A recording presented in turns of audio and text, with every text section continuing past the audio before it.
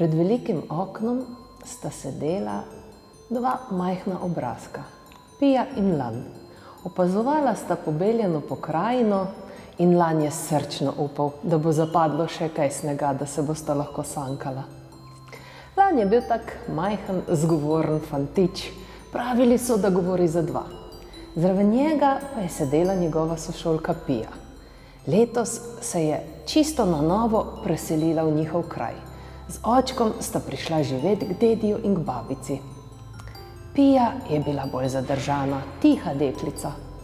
Marsikdo bi lahko rekel, da je bila žalostna.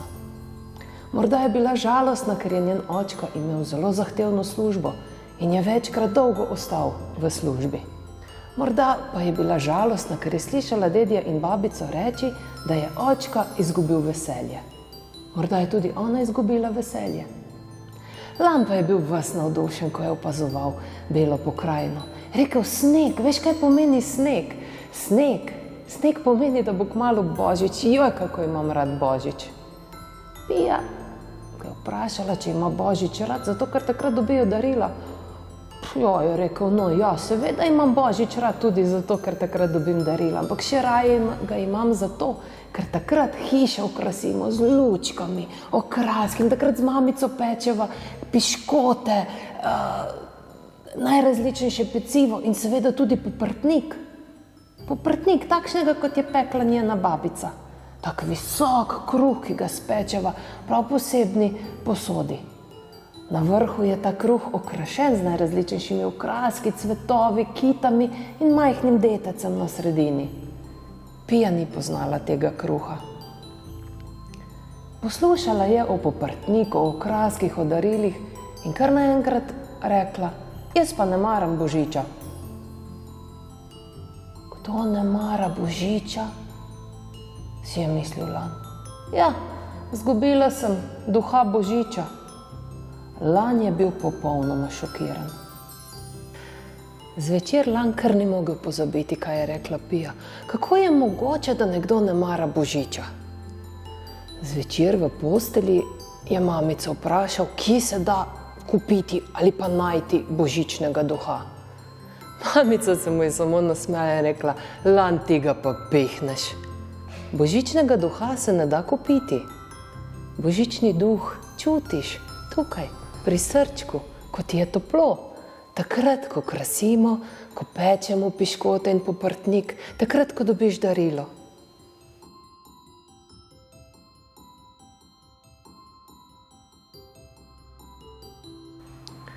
Naslednji dan sta Lan in Pija ponovno v razredu.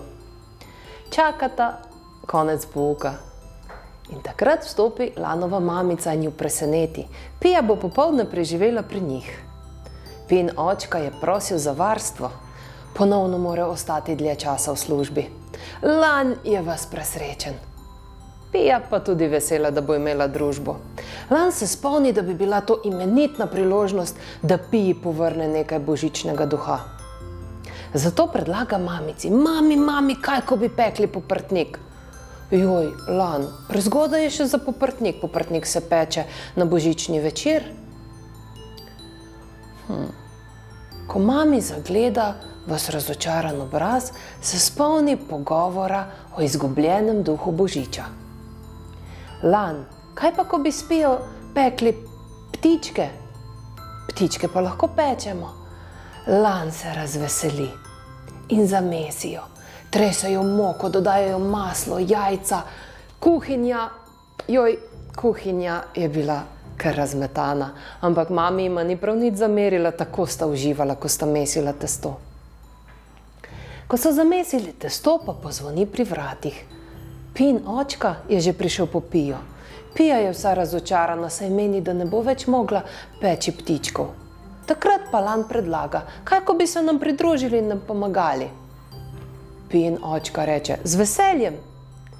Piji se kar zasvetijo učke. Testo je zdaj vzhajalo, razdelijo ga na manjše dele. Te dele oblikujejo v svaljke in oblikujejo vozle, da iz njih nastanejo ptički. Ptičkom oblikujejo kljunčke, glave, in z škaricami zarežejo perutničke in repke. Za oči uporabljajo nageljove žbice in ko jim zmanjka, se znajdejo in uporabijo kar peške od jabolk.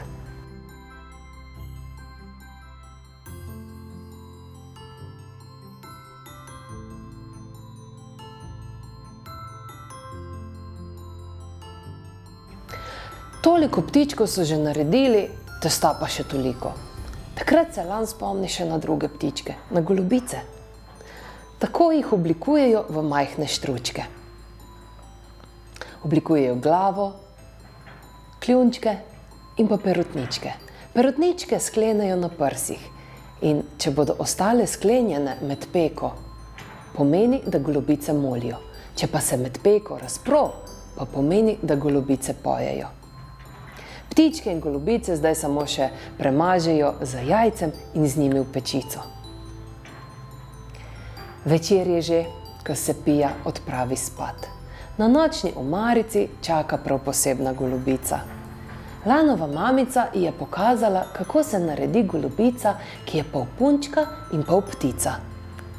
Joj, kako bo babi vesela, ko ji bo Pija pokazala to prav posebno golobico. Pija sladko zaspi, v sobo pa se prikrade prav posebna svetloba, svetloba prve večerne zvezde. Obsije golobico na nočni omarici in ji da dar govora. Ta pa Piji prične pripovedovati prav posebno zgodbo. Zgodbo o novem začetku. Kako se bo končala zima in prišla pomlad. Kako bodo zacvetele prve cvetice na travnikih. In kako bodo s pomladjo prišle tudi ptice pevke, ki bodo s svojim žvrgolenjem naznanjale pomlad. Pija se zbudi po najbolj neverjetnih sanjah. Wow, kakšno zgodbo imam povedati očku. Očka, očka, poslušaj, pomlad bo prišla, z njim ptice. In veš kaj, očka, naučila se bova peči še poprtnik.